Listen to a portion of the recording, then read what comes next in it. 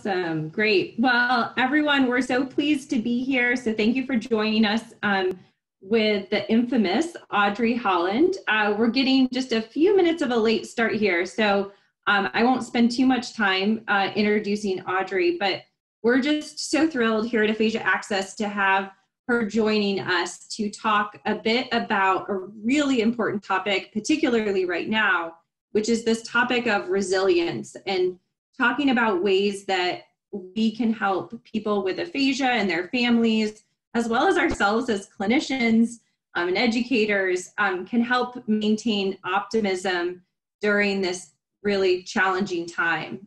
So Dr. Holland, thank you so much for joining us.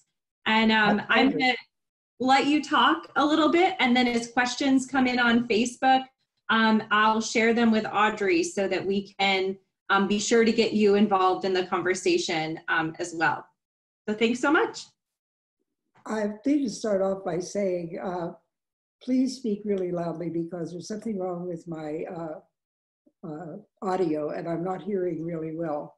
So anyway, it's a topic dear to my heart, and I think should be a fascinating time for all of us to think about how resilience is affecting our own amount of resilience, and optimism are affecting how we're dealing with the whole problem of COVID-19. And then think about, okay, what's happening with the patients we work with? How does this apply to them? And then in a bigger sense, when we're not all sitting here under conditions of quarantine, there's still optimism and resilience for both therapists and people to deal with. So I'm a believer in positive psychology, and I think one of the keystones to actually getting along every day and living a positive life and flourishing in the society is by being a resilient person. So that's central to being a clinician. And frankly, it's kind of equally central, if not more so, to how you handle your problems as a spouse or as someone with aphasia. So this is an encompassing thing that applies to all of us. And I see this as a learning experience, I'm afraid, among other things. The optimistic side of me sees it as a learning experience for us in this profession and how we deal with the rather ugly card we've been dealt, more than rather, really ugly card we've been dealt. So there we go. So thanks for getting us started off, Audrey. One of the questions that had kind of come in is, this, sorry, I'll talk really loud. One of the challenges during this time is that people need space to grieve a lot of the loss they've experienced. And I think that's true also after someone's had a stroke or brain injury. They need some space to grieve while also trying to think positively. So do you have any tips for clinicians or family members or people with aphasia in trying to balance those two issues, the space and time needed to grieve loss and the also trying to think positively? Yeah, I think the trick is basically in understanding that grief is perfectly reasonable and perfectly understandable if it is handled and then moved away from. So I see it as a challenge for anyone who has some kind of bad event happening in their life to,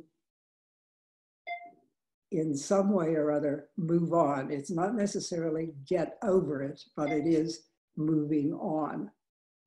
And although there is a literature that talks about post-traumatic stress disorder and what that means and how some people who have experienced the loss get stuck in post-traumatic stress, there are a significant number of other people who, in fact, get over the grief and move into what is called post-traumatic growth. And I think that's, when that starts to happen, that's the beginning of a recovery process. And in a sense, and I need to stress this, I was thinking about this earlier as I was sort of organizing what I was going to talk about a little bit. That I've known people who have had very mild aphasias, who have let it define their lives, and who just simply stick in aphasia. And I've also known people who have very severe aphasias who say, okay, that's the card I've been dealt, I've got to play it, and play it in another way. And part of what that's all about is, you know, how to look at the bright side of things. And I don't mean to sound Pollyannish about this, but I guess maybe I am. But I think one of the things that I feel is important is to help people with aphasia see other people and work with other people who have the problem. I'm going to tell you a little story that is from way early in my professional career, but it's when I first started working with groups. And we had a member of that group, two members of that group, who were doing things like helping people get around the hospital when they couldn't talk. And that, in fact, that was one of my favorite things that I've ever seen someone do, who really had a terrible aphasia. And he was directing traffic in the hospital. I said to him one day, how do you do that? And he says, I take them. So he couldn't talk, so he'd wheel them off to where they were going and stuff like that. But anyway, he and one of the other people in the group who were involved in group activities and were talking about what they did. One of the women in that group, who was only modestly aphasic, these are technical terms you understand, was only modestly aphasic, said to them, how do you do it? And these two guys looked at her and almost in unison and in a very aphasic way said, we've been wondering why you don't. And it was, whoa, it was like a moment of real truth for her, I think, to recognize that she had gotten lost in the mourning of who she was before, rather than in the process of living with who she had become. Maybe that's too long a little lecture on that point, but I think it's an important one. Thanks, Audrey. That was really helpful. And I liked your story about the man in the hospital as well. We have a question from someone on Facebook who wanted to know how we might best keep people motivated during this time to engage, to continue to keep engaging when particularly people with communication impairments tend to socially isolate, even under the best of normal circumstances. During this situation where a lot of us are feeling pretty isolated, how can we encourage people to put themselves out there and engage socially?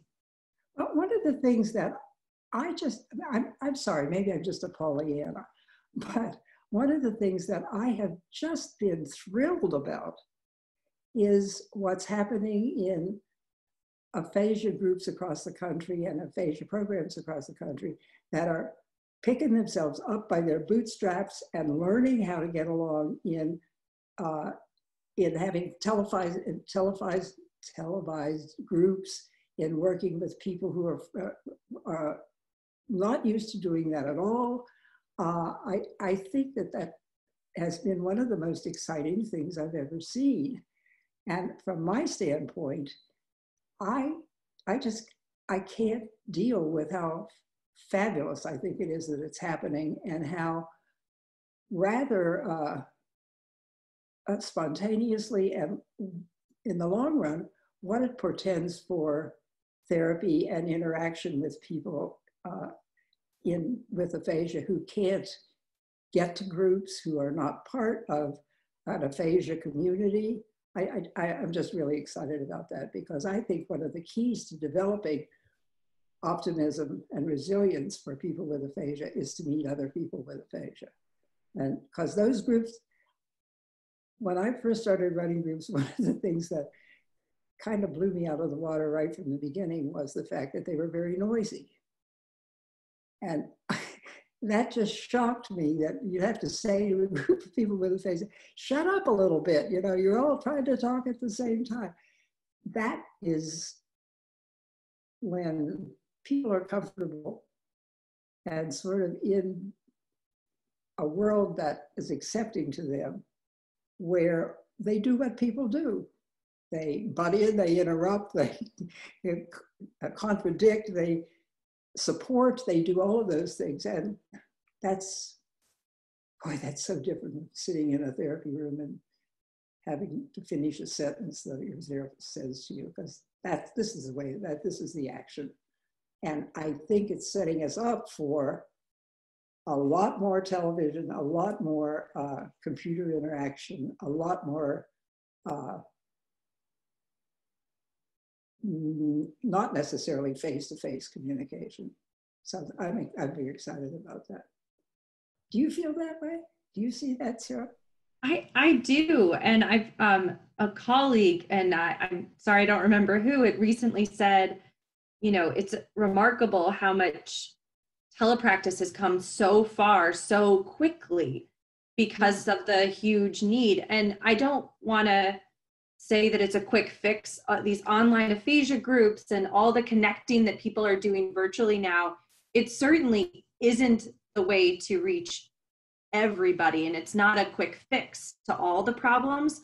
But where we were 2 or 3 months ago and where we are now, it's remarkable to see some of the changes. And like you, I'm really impressed and sort of enthusiastic and excited about some of the potential. You know, there's people we have to look out for that may fall through the cracks during a time like this, but it's exciting to see. I agree with you. Audrey, I also wanted to highlight one thing you said, because it stayed with me throughout my career. You know, from early times in my graduate program, I was taught and shown the importance of connecting people with aphasia with other people with aphasia, whether that's the time of a global crisis or it's a time of quote unquote normal circumstances. There is just no substitute for that. And so if there's something we can pull out from some of what you've said today, is that, you know, this horrible time or not, the same advice still rings true. I think is really important. Yeah, it's happening in a way that I don't think it could. I mean, I don't mean to make it sound like I don't think the crisis is awful. I think it's awful, but to watch people put their best foot forward and to say, okay, this is a lemon, I'll make lemonade. And I'm just thrilled with that. Yeah. We had another really good question. And this is one I think, although the question is about clinicians, I think it can ring true for a lot of us in all the different hats we wear. It's about putting on a strong face as a clinician. And I want to substitute clinician with, you know, parent, educator, friend, family member, daughter, whatever, son. How do we put on a strong face when we ourselves are faced with such an uncertain and unpredictable situation? You know, how do we manage some of our own emotions when we go into these situations where we're trying to support others? I'm not quite sure I understand, Sarah. I think that the way we deal with trauma and crisis, to me, is far more fueled by the things we do that work and the things that we almost do not necessarily consciously, but just sort of kinds of things we do to rise to the occasion. And that's the kind of thing I think that a crisis brings out in people. And that is, it's sort of self-perpetuating. Mm-hmm. And I am not trying to say that I don't think this is a really miserable thing that happened to us, and I'm as frustrated and bored and all of those other things with it as is everybody else. But I think it's the but really matters. It's like keeping the other side in perspective too. Yeah, I think that's really helpful. There was another question that came in that was asking about, you know, people with aphasia experience significant isolation. And kind of like the question that came in before, are people, is it a fair comparison to think about the type of isolation that many of us are experiencing? You yourself said you're bored. Is this a fair comparison to what people with aphasia and their families experience? Or is this something completely different? Does it give us a glimpse into what they might experience? Yeah, that's a terrific thought. I mean,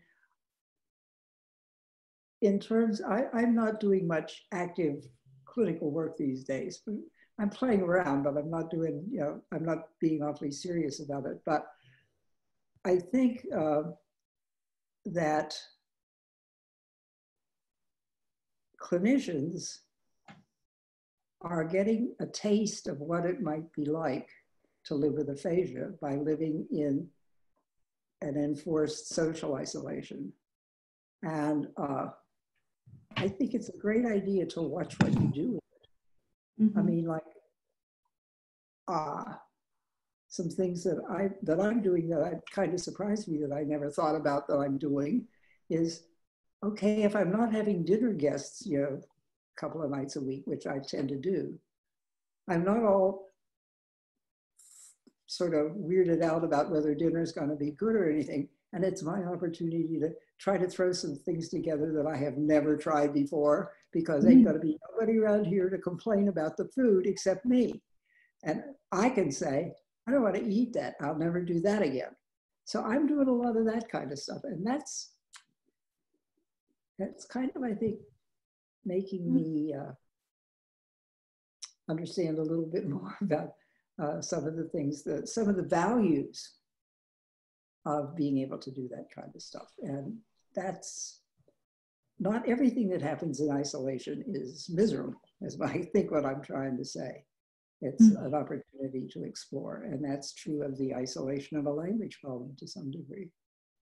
Yeah, I think that's a really valuable lesson, and not to diminish the negatives of that experience, but to help, what I heard you saying is help our clients and family members also find joy or enjoyment, at least, in some of the things that happen within isolation.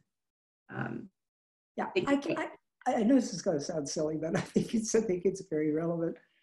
I mean, if I decide to throw two ingredients together that I've never thought of throwing them together before, and there's a little hope in my mind that this is going to be a really good thing, and it's perfectly ghastly, I'm never going to bother you with serving you that again, and that's a good thing. So I think I'm even learning from some of the bad stuff. Yeah. And I think that's a good lesson. I don't get up in the morning and be delighted about the fact that my walks aren't going to be the same, or, you know, all of that other stuff, or that I can't go to the movies, or I'm very annoyed about that, but, you know, it's what do you do instead?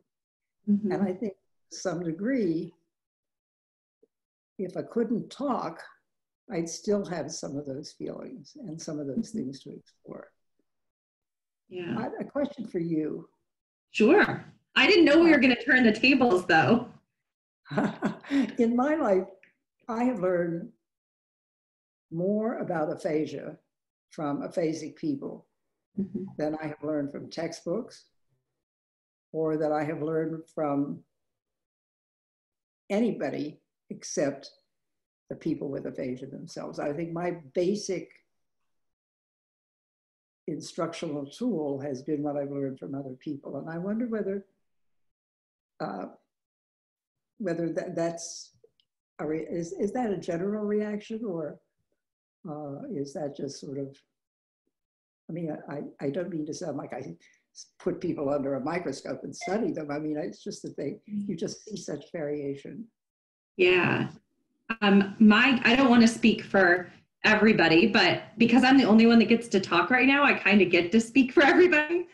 I know for me, I remember every person with aphasia that I've worked with.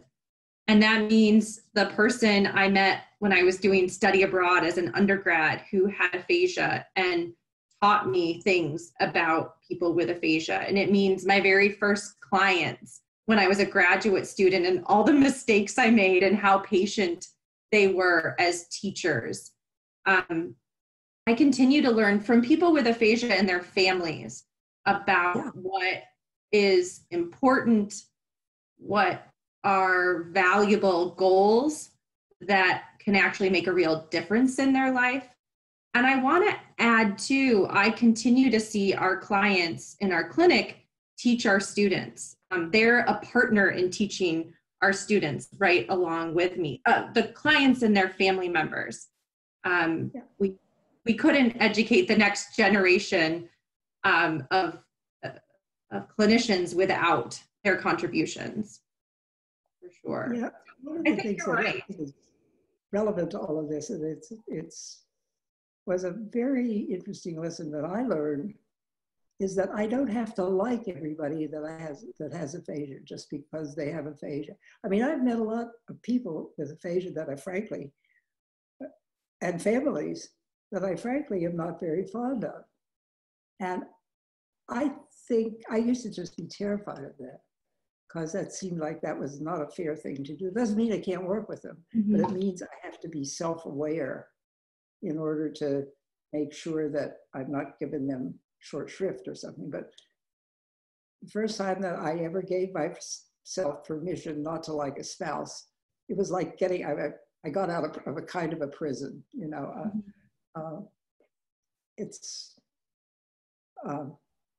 Aphasia is a learning experience for everybody, let me put it that way.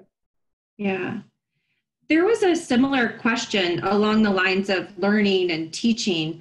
You know, many of us are finding ourselves now without our typical clinical teaching tools. And so what recommendations do you have for educators or students who want to be sure to still have a valuable education, particularly related to learning about functional goals, life participation with people with aphasia? How during this time of simulations and online classes and maybe telepractice, how can students and educators try to keep rich experiences related to aphasia education? It's a tough question, but it does sort of send you to the internet. And I think one of the very strong ways to open up our thoughts about what is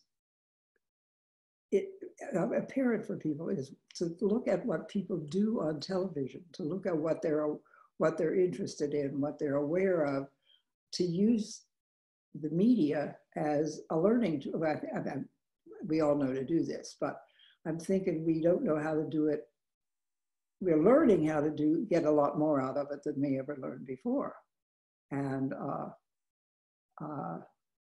it's also interesting to look at some of the things that have nothing to do with interpersonal interaction, but have to do with intrapersonal interaction.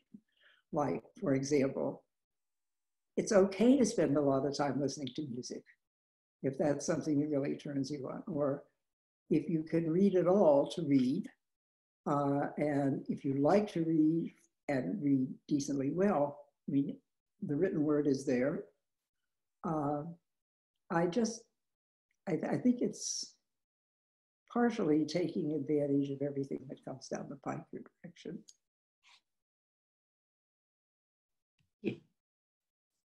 I like that a lot as well. I think that's something I've been trying to talk to my students about, even like this chat. You know, this is a great opportunity to maybe learn a little bit more about aphasia.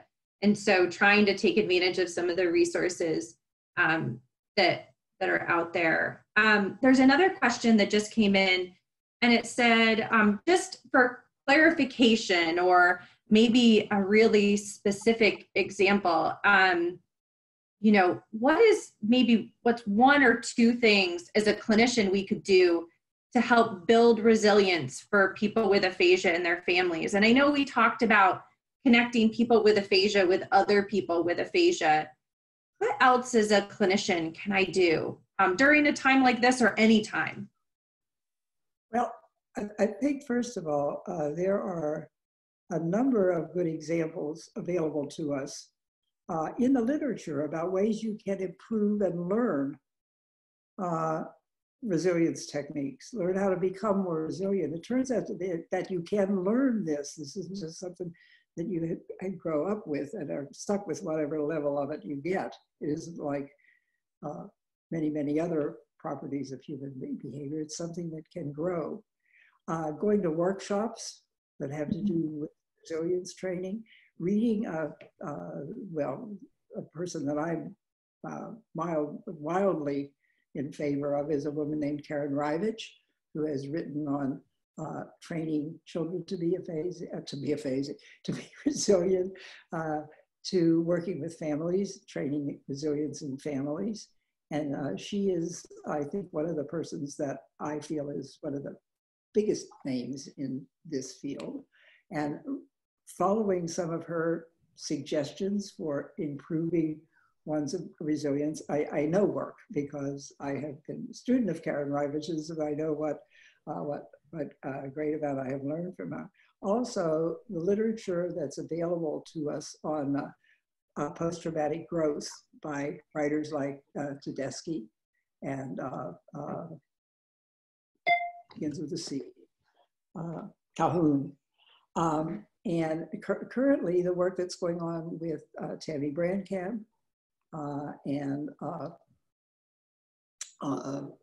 Matt Evans, Will Evans, sorry, where we're trying to teach people with aphasia to have some of the attributes of and being involved with post-traumatic growth and how to use that.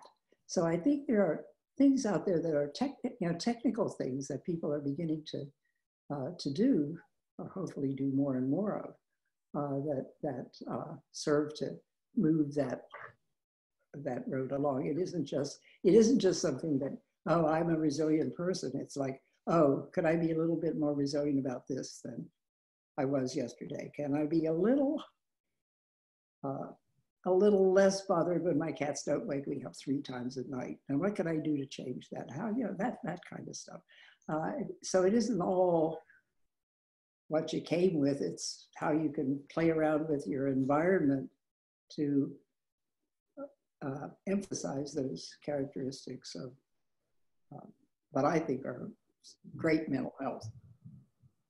Yeah, that's really helpful. And I like how you reference how there's a lot of literature about this, but the most important part to me is knowing that I don't have a set amount of resilience. So it also means our clients don't, that we can grow in our resilience. And I think right now that's a message that the whole world needs to hear. That yeah, and it's not just a little well inside you that you get a little bit out today, and then that means you have less to spare. It has to do more with lifestyle and more to how you organize your worldview than it does with. And frankly, I have to say this.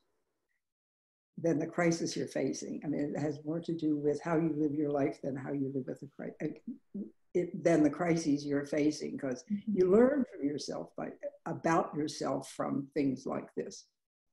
Hell, I'm still learning, and I'm an old lady.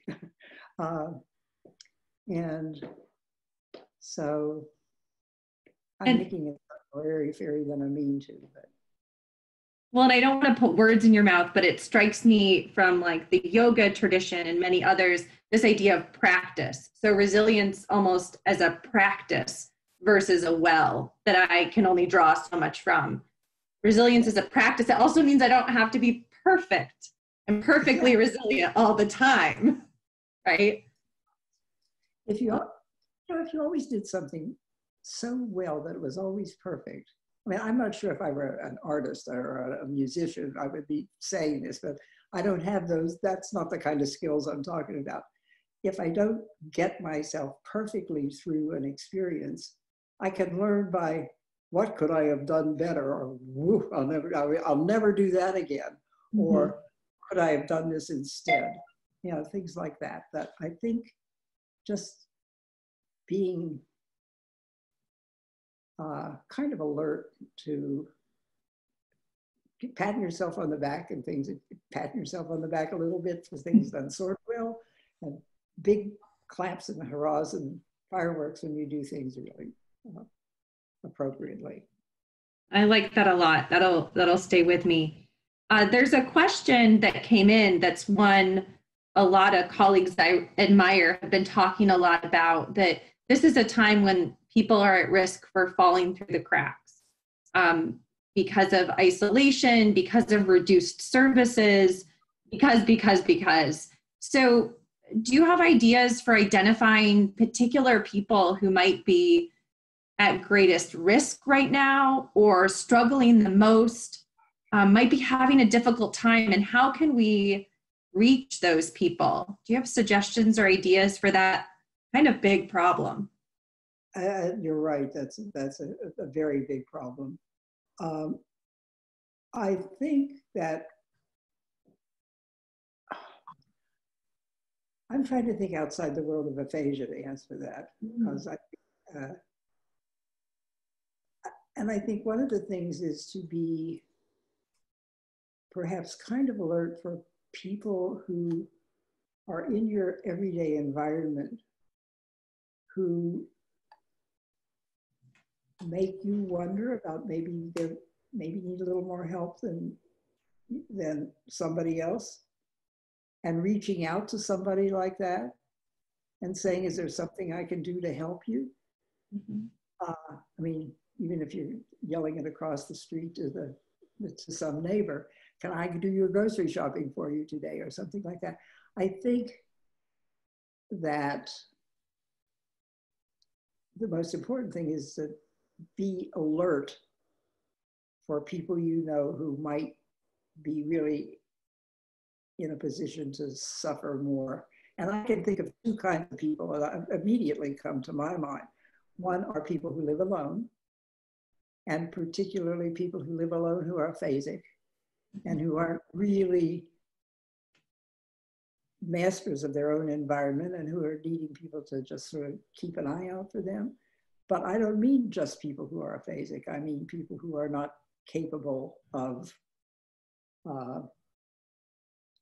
reaching out and who are alone. And that's one kind of person. The other kind of person are people who live with people they can't stand. And I think it's important to keep your eye out for those kind of people who are in relationships that are likely to be giving them some kind of trouble, and reach out a hand. I mean, it's maybe a telephone call. It's maybe I'm going to the supermarket today. Is there anything you need? Or want to talk? The telephone's quite a nice instrument, actually. So I don't know whether that's answering you. That sounds kind of Pollyannish to me as I listen to myself rant on about it. But I think that's kind of where the action is. Yeah, well, and I like the idea of keeping it simple. Sometimes we worry about people, and we don't think of a simple solution like reaching out and asking. And so I think that's really helpful. A couple of folks who I admire quite a bit have been talking about this idea of just being, and I'm going to put some words in their mouth and say kind of just being enough, and how people with aphasia or clinicians might need some reassurance or affirmations about being enough just as they are right now. Do you have any comment about that or ideas of how to? Fabulous statement. Yeah. Thanks. That's just a gorgeous statement. I will remember that. Well, see, I'm supposed to be learning from you here, but we do have some colleagues who are sharing some wonderful ideas on Facebook. And I think that is one of the takeaways right now, is trying to find ways to help ourselves and to help the people we work with feel as though it's okay. What they're doing right now is enough. There's also, oh, sorry. No, that's, yeah, I mean, this is maybe a time to learn a lot about yourself, but it's not the time that you're, I am not getting any physically more active because I am not going to my exercise class routinely. I'm getting worse because of that. So I need to just say it's okay for the time being, and I'll take care of it later. But being enough is being who you are right now, and soldiering through this is I'll bet you that people with aphasia are doing this just as well as their spouses. Yeah. And not necessarily with different problems even, but that a lot of things are having to do with sharing space that they're not used to 24 hours a day. With the wife used to go to work, or the husband used to be able to get to an aphasia group or whatever. Yeah, it seems like a prime time as clinicians to step up our counseling game. Oh boy. And you know, I don't want to forget to mention this, but something I really like to recommend is, have any of you had the opportunity to read or listen or meet with Ted Baxter to read his book? He is, I've known Ted for, almost since he was first aphasic, and that's been 15 years ago, maybe a little less. But he is one of those people who had one of the most severe aphasias that a young man could ever suffer. And I don't think, well, I once introduced him recently and described him as a man I wouldn't have given plug nickel for a very good recovery. But the fact is that Ted Baxter has almost totally recovered because he stuck with it. He stuck with it. And he has no, I don't think, any brain business in being as non-aphasic as he currently is. And he's written a wonderful book called Relentless. And that is sort of, that's the other side of this coin, but it's important that there's never really a time, unless you say, okay, I'm fine, that you can stop growing with the problem of aphasia. I think it's folks have been sharing on the Facebook page some links to his book and some of the talks that he's given and things like that. So there's a lot of support for Ted coming out on the Facebook page, which is nice to see. Yeah, right. I have a question that is in a little bit of a different direction, but is asking about individuals with aphasia who might be in skilled nursing facilities. And that's a huge problem we've seen during this crisis in general, is the isolation, the increased isolation that individuals in skilled nursing facilities are experiencing, especially as family members are often not allowed to visit. Do you have any suggestions for helping those folks during this time of isolation and panic and concern? Any ideas about clinicians working with those folks, or what we could be doing as a field to try to support them? It is a tremendous, horrible, miserable problem. And much as I would like to be able to think of something that would be extremely useful, I can't. Mm-hmm. For some of you, many of you might know that my husband was in an extended care facility for some time. And I have to say that and he had died as someone who lived in an extended care facility. And one of the things that I've been thinking about, him if he were alive now. And I can't think of things that I can do, that I would have been able to do. And it's just a terrible, terrible, scary time. Mm-hmm. And I'm not sure more than to do, if you have to stand outside the window and wave to the member of your family who is at the third floor window, do it, because that'll help. But I don't know that you can do much more. Yeah. I wish I had maybe that's a call out to our community to continue to think of ways to try to reach those folks, or, at a time when we can get back, remembering the extreme isolation that those folks experienced during this time and helping them work through it. Yeah. Seems like would be an important calling. We'll have time for just a few more questions. There was a question, Audrey, about technology. So I know I myself experience some Zoom or video chat burnout now, just about every day. Like I just experienced getting on the line here. Yeah. So, individuals with aphasia may face some similar challenges, and it's possible that technology can create an even greater barrier for some services. So there's just access in general, but also sometimes it can be a bit dehumanizing.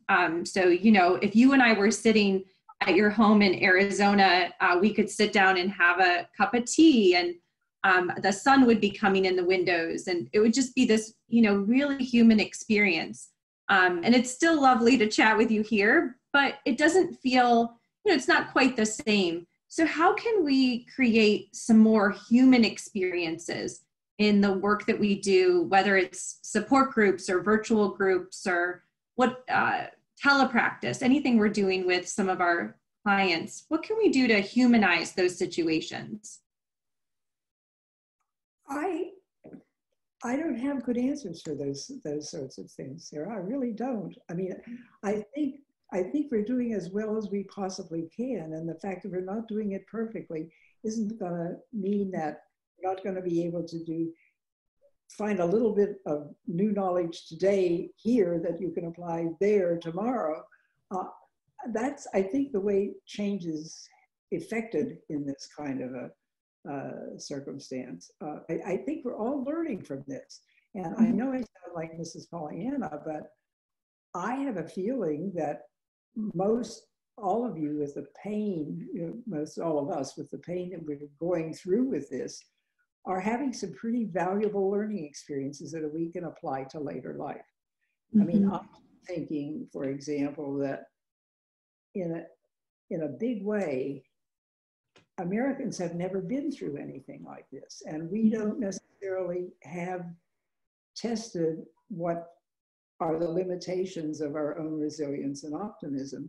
And this is a learning experience along the road for that. And I know that sounds kind of corny, but it's not the worst thing that could ever happen to us. I think the worst thing that could ever happen to us is that we live a life in which we never have a chance to recognize the variability and the change and the trauma, as well as the positivity of life.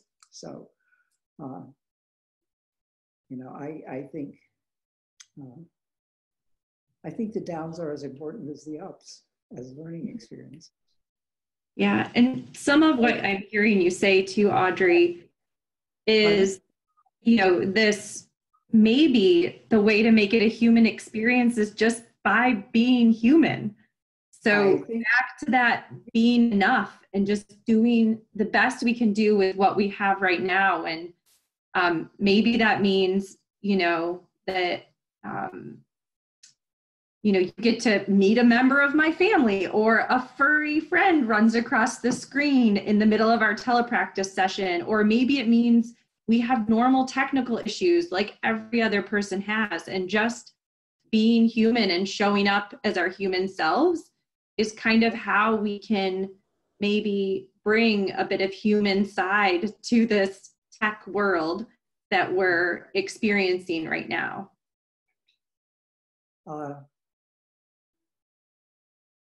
Down is not totally always, well, boy, this is, you know, here we go again. Down is not totally always bad. It's, there's a poem by Rumi that I really love, in which he says, it's called The Guest House. And he says, you know, keep your doors open. What's coming in today may be a whole bunch of bad, I mean, I'm not saying this is, he says very poetically, but he says, keep your doors open. Who knows what might come in today? There might be people that sweep out all your furniture and move it around, and you will be learning from it. So welcome in the bad with the good, and learn from it. Mm-hmm. And I'd go pick up that Rumi poem and read it. It's so perfect. Do I have 5 minutes? Yeah, if you can find it quick, go for it. On my wall. Yeah. And I can chat with everyone a little bit while we're waiting for Audrey to come back with a poem, maybe to close us out. I can see there's a ton of great information being shared on the chat, and it seems like that's going to be just as valuable of a resource as the amazing conversation that we've had here. A couple of reminders or some information from Aphasia Access. One is that a recording of this video chat will be available in the newsletter tomorrow. If you don't already get Aphasia Access's newsletter, you can sign up to get it for free. So just check out Aphasia Access's website and you can sign up for our newsletter. You can watch a recording of this session at your leisure. Also, Audrey, I'm just giving a couple of announcements while you find the poem. There's a virtual town hall for Aphasia Access next Thursday, April 30th at 2 p.m. Eastern. It'll be right here on the Facebook page, and it's going to have a panel of colleagues who are in the front lines doing online aphasia groups and programs. So a whole list of phenomenal folks are going to be presenting and there to moderate. And I know I'll be there. I can't wait to learn from all of our amazing colleagues. So that's a great opportunity next Thursday, the 30th of April at 2 p.m. Next Thursday a week. Yep. Yep. Okay. Mike, this has been a very good learning experience for me. I've had some foot surgery last week, and I had to run to the other end of my house to come back with this, and I made it and scared my cats to death along the way. So I must be getting better. So anyway, the name of this poem is The Guest House. Wonderful. This being human is a guest house. Every morning, a new arrival, a joy, a depression, a meanness, some momentary awareness comes as an unexpected visitor. Welcome and entertain them all, even if they're a crowd of sorrows who violently sweep your house empty of its furniture. Still, treat each guest as honorably. He may be clearing you out for some new delight.